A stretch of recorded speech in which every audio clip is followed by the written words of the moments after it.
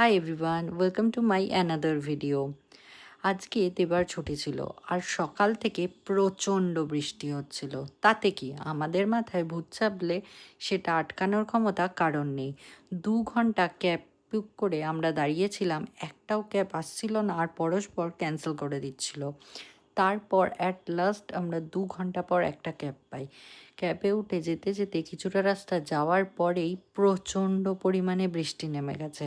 আজকে সারাটা দিনই বৃষ্টিতেই কাটছিল আর ভিজে যাচ্ছিলাম আর 14বার গায়েই জামা কাপড়গুলো শুকাচ্ছিল।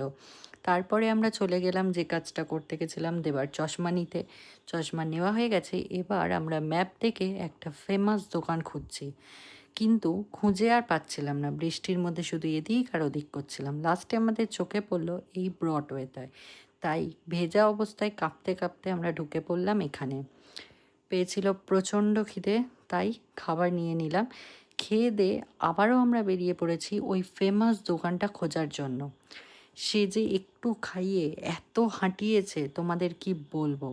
হেঁটেই যাচ্ছি আর হেঁটেই যাচ্ছি, রাস্তা তো শেষ হয় না। উল্টে ভিজে জামা কাপড় পুরো চপচপ করছে, মাথা ভিজে, মানে সব কিছু ভিজে গেছে। আমার বড় একটা ফেমাস দোকানে নিয়ে যাচ্ছে যেখানে নাকি খুব ভালো স্যুপ পাওয়া যায়।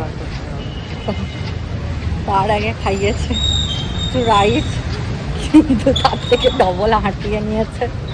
হাঁটানোর ফলে সেই ভাত আমাদের হজম হয়ে গেছে 5 মিনিটে। এখনো আমরা দোকানটা খুঁজছি, হাঁটছি, আরও হাঁটছি, এটাই যাচ্ছি, কিন্তু জানি না আদৌ পাবো কি না। কি ব্যাপার, দেখা পেলে তোমাদের অবশ্যই দেখাবো। রাইস মনে হয় পাওয়া গেছে।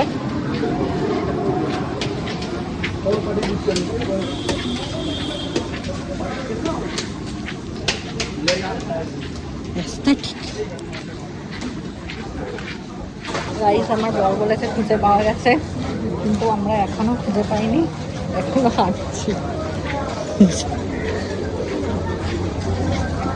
মাই গড, ফাইনালি খুঁজে পাওয়া গেছে। এখানে অর্ডার দিয়ে চলে গিয়েছিলাম এই ক্যান্ডির দোকানটায়। কিছু ক্যান্ডি নিয়ে আমরা বাড়ির উদ্দেশ্যে রওনা দিলাম। আবার গাড়িতে ওঠার পর প্রচণ্ড বৃষ্টি শুরু হয়েছিল, তাই তাড়াতাড়ি বাড়ির দিকে চলে গেলাম। বাড়ি গিয়ে আমরা এই ফিশ ফ্রাইটা ভেজে খেয়েছিলাম। আজকের পুরো দিনটা এইভাবেই কাটলো। চলো টাটা।